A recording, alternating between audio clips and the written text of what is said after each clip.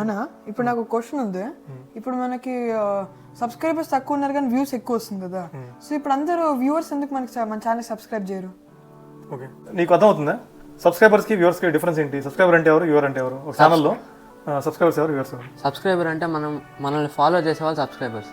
Viewers అంటే మనం పెట్టేదాన్ని వ్యూ చేసే వాళ్ళు వ్యూవర్స్. ఓకే, అంటే వ్యూ చేసి వెళ్ళిపోతారు, మనం ఫాలో కారు పర్మనెంట్గా.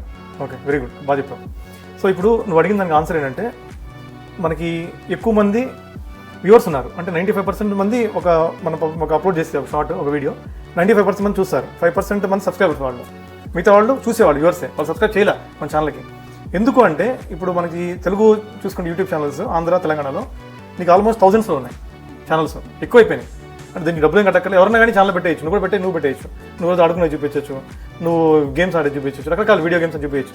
సో ఇప్పుడు అందుకని జనాలు ఏంటంటే ఆలోచిస్తారు, ఇప్పుడు మనం సబ్స్క్రైబ్ చేసి బెల్ ఐకాన్ క్లిక్ చేస్తే మనకి హెడేక్ ఎందుకులే, వీడు అన్నీ ఏది పడితే అదే వీడియోస్ చేస్తూ ఉంటారు, డిస్టర్బెన్స్ అని అనుకుంటారు.